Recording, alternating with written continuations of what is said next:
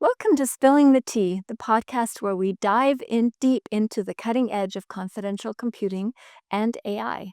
I'm Lisa Loud from Secret Network, and I'll be your host today. Now, this isn't your typical podcast. Here we explore the real tech shaping the next wave of Web3, from zero knowledge proofs and trusted execution environments to the frontier of privacy preserving machine learning and AI. And today's guest brings some serious firepower. I'm joined today by Yev Broshevan, the co-founder and CEO of Hacken, one of the leading cybersecurity firms in Web3. Since launching Hacken in 2017, Yev has built a reputation for championing transparency and accountability, as well as rigorous security standards in an industry that often moves too fast for its own good. Recognized by Forbes on the 30 Under 30 list and featured as a judge on Apple TV's Killer Whales, she brings both hard-won expertise and a global perspective on what it takes to keep digital ecosystems safe. Welcome, Yev. Hey, happy to be here. So I just wanted to start out with a kind of a simple question.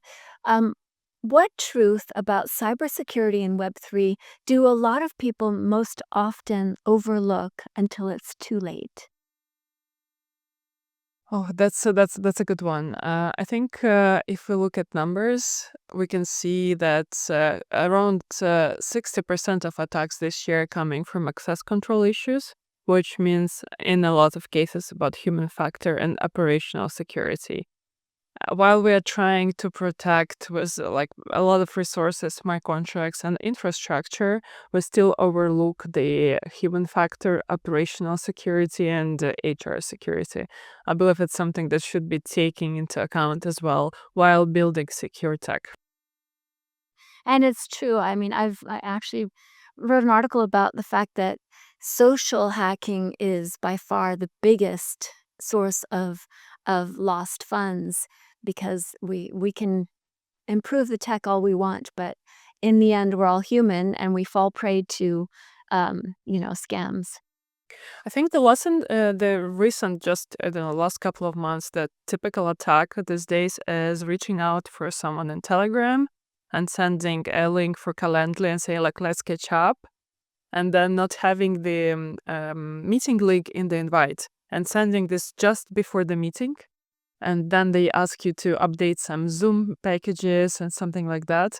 And that's how a lot of companies now getting hacked. I like myself received probably 5 messages from different people like this. So it's been like really massive type of scams these days to get access to Telegram accounts, to other infrastructure accounts. So we definitely should be taking more attention to all this day-to-day messages that we receive from all over the world from unknown people. Mhm. Yeah, and I'm a little puzzled on how we actually address that because it's really about education, right? I've found that as a leader of a company, I get specific attacks like, why don't you join my exclusive little um, webinar purporting to be from CoinDesk or something where it's invitation only, click this link, and we have permission to tape your screen, and suddenly you lose everything. Do you find that too? Honestly, I receive so many stuff like this. I think it's a special kind of entertainment for cyber criminals to hack cybersecurity companies. That's why and my team, we are getting so many stuff like that, and definitely phishing simulations is a big part of what we do for the employees as well, because we need to be always, always checking what's the link on Twitter they are sharing, what are the fake emails we are getting, what documents we requested to sign, like whom we are talking to, because this stuff with the Calendly and event links, I mean, there is nothing extraordinary, right, in this flow. You just haven't talked to this person for a while, like let's catch up, and then suddenly you receive this specific link for the call. And it was funny, because I decided to went through one of this and say like, okay, let's have a call. I scheduled a call, and they sent me a link for the meeting before a couple minutes before. I said that I cannot join Zoom because of corporate policies. And they said like, no, but come, we are all here waiting for you. It's like, sorry, no. And then I sent them like a Google Meet link, and they joined, but they joined without video and audio. And in a minute, they exited the call and deleted the all the messages in Telegram. So, and it's keep happening. Either it's like Zoom updates or Microsoft updates. They are like now using this too as the major point of phishing. Yeah. And actually, I know we're going on a tangent, but it seems like this is such a common problem, and you are you are focused on security. I actually almost fell for a Google scam. Wasn't from Google, of course, but they've almost got me. They they said your email has been accessed from Richmond, Virginia. Um, if this wasn't you, press one, and you press one, and then that you get a call back from this very credible sounding guy saying, "Oh, they got your service, ID from your phone, and we need to reset it. So I'm gonna send you an email from Google, and just tell me what the code is." And then they trigger a code on Google, and it's so believable, but it's a scam. I almost fell for it actually, but I caught myself. So I'm just feeling like they're so creative. How are we going to address these security issues in the future? Yeah, it's a good question because with the AI coming, they're getting more creative, more realistic. So, I think in this AI cybersecurity era, we should tackle AI problems with AI as well, trying to detect this on the early stages. I think Google is doing great work, preventing a lot of spams and a lot of phishing emails in advance. And definitely, you should have corporate policies on the corporate emails, how to verify the domains and make sure that their certificates are valid and, a lot of stuff on the technical level. So to be able to reduce as much as possible the decision making to humans, because we have our things that can be triggered to like send this code or click this link. So I think education definitely is a big part of that. Minimize the human decision as much as possible and double, triple verify everything, all the links, all the messages, all the, looks like good campaign, emails, wherever. Because even on LinkedIn these days, you have so many fakes we can probably just switch totally to social engineering stuff. But the typical scams in LinkedIn these days, that they are hiring like developers, for example, reaching out to them on LinkedIn and during an interview, ask to download some stuff and, make some updates.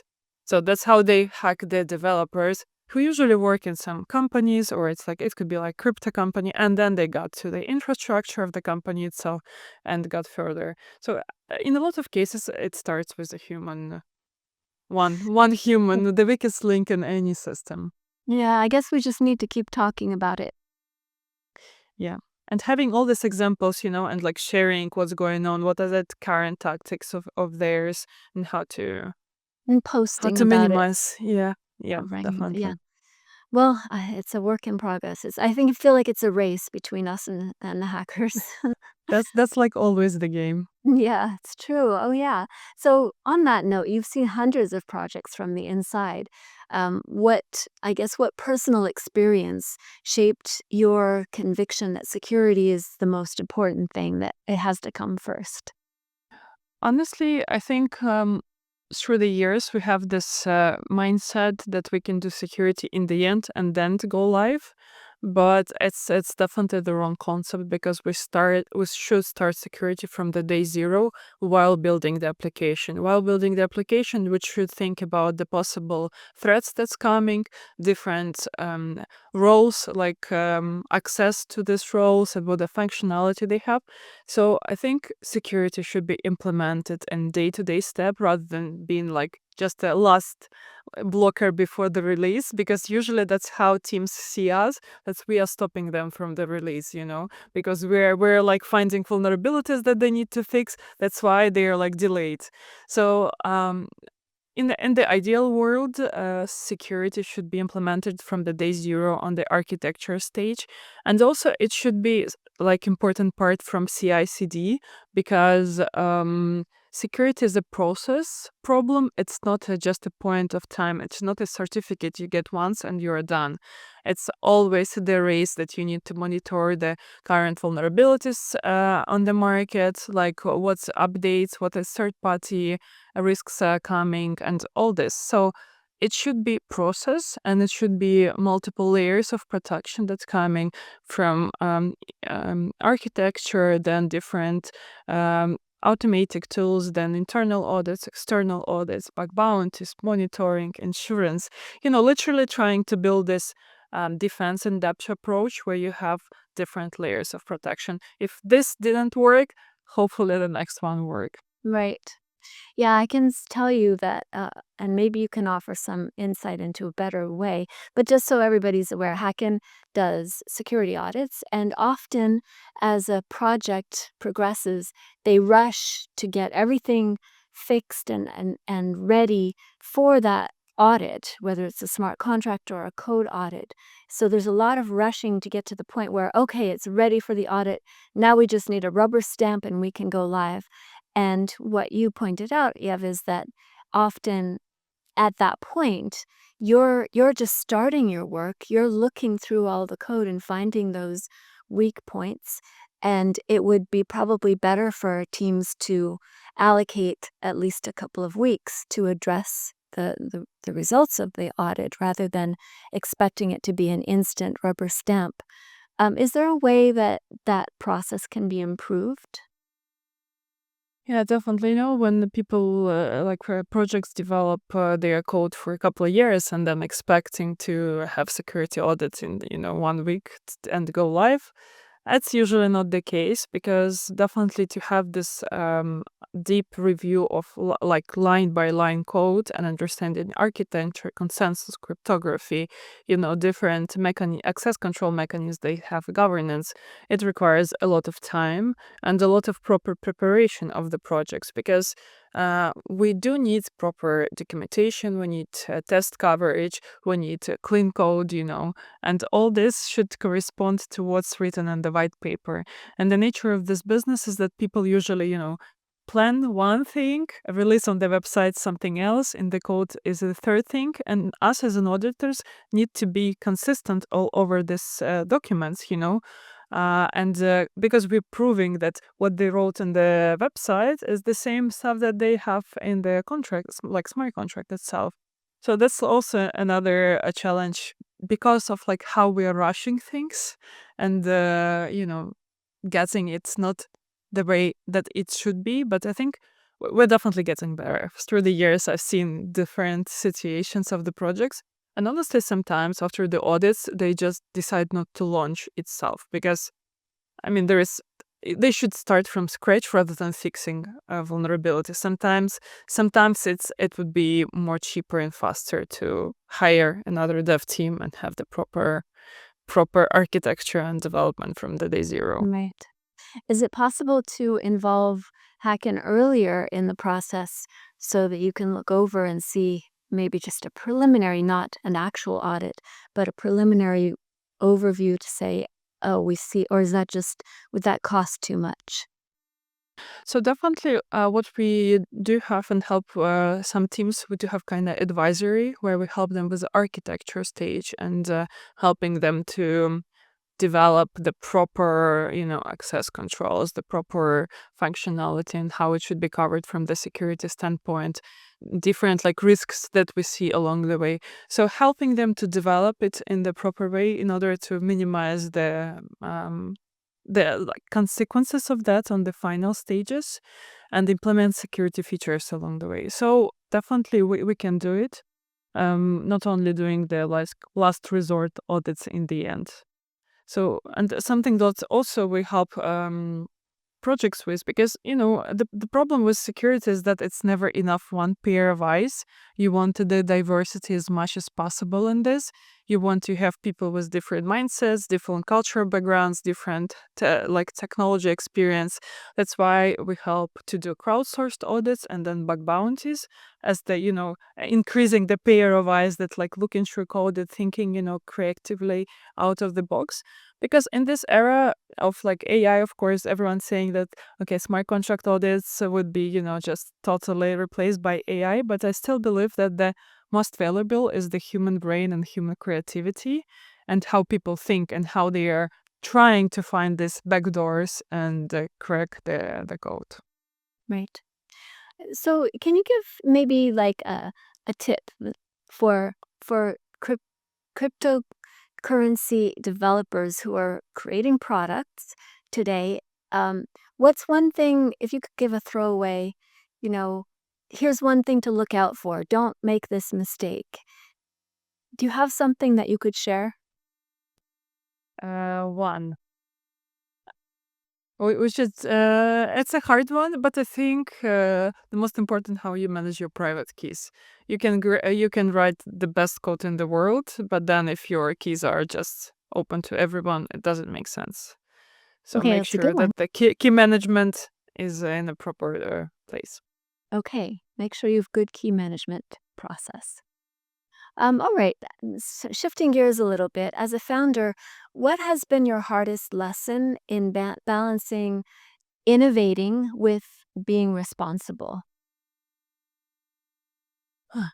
Innovation in this industry is happening that fast that while you're like found an idea and like implementing this, it might not make sense already, because in Web3 and in security, everything changing so fast that you definitely need to be always ahead of curve. While when you see the clear trend, it's already too late to start develop something.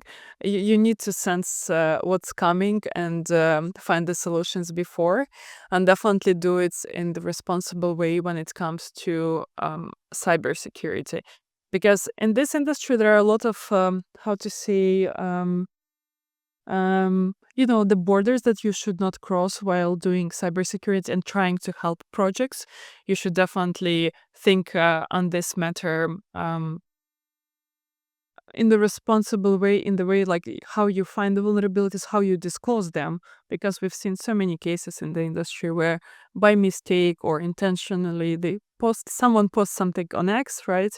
And as it's always on chain and everyone sees it, they can go and exploit more. And this is a bigger problem when you detect some pattern of attack and vulnerability. And because a lot of infrastructure is forked from each other, you can find the same vulnerabilities in other protocols. So in this manner, it's really important to, even when you find this vulnerability, disclose them properly and make sure that they are fixed before going live. Because we've seen on the history of this industry how someone found something and they went to all other protocols to do the same. And if we, as the people who are defending that, can spot it early and like notify all the projects, they have a chance to not to fall into the same trap. So security and innovation is hard, but in a proper ethical way, it should help, not damage. So, this show is all about trusted execution environments, which is a portion of security, right? It handles the encryption. It creates a secure enclave where data can be used without being decrypted and operated on within kind of a walled garden. Um, what does end-to-end security mean to you? And do you consider the hardware aspects of the technology as well? Definitely. I think there are a lot of layers of security, starting from like operational application, and definitely there are hardware security as well.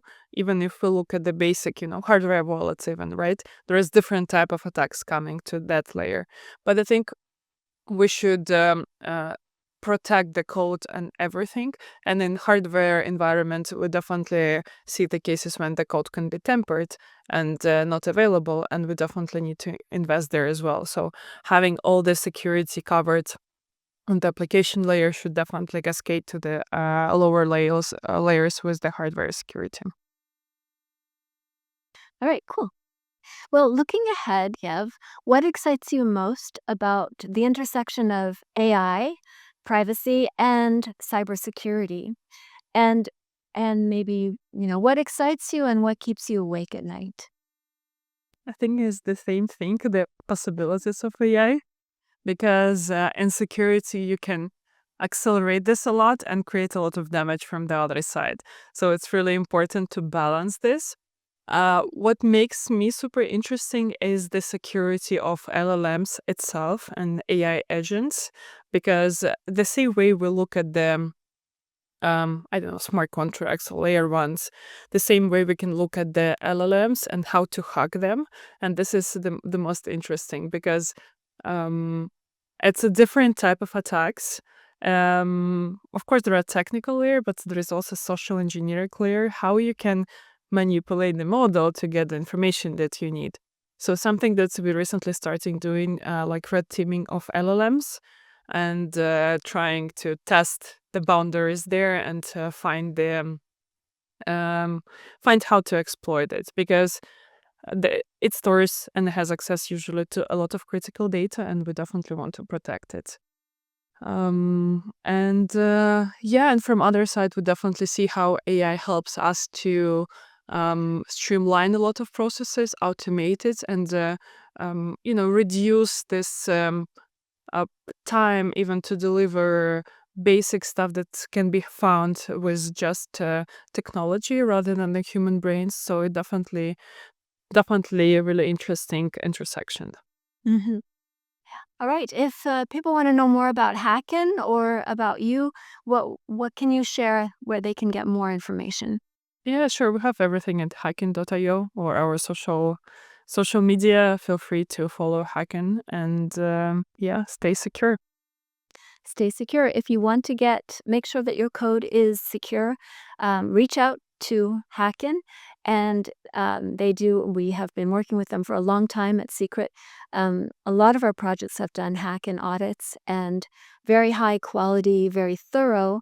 And I think this actually, what you mentioned about advising projects on architecture is maybe the way of the future. If you want to get a head start and make sure that your end result has the best security possible, look into having Hacken advise you on the architecture from the beginning, and you'll probably save a lot of time and not have to redo your entire project. So, thank you so much for joining us today, Yev. It's been a pleasure hearing about your perspective on security, and we look forward to seeing where Hacking goes next. Thank you, Lisa.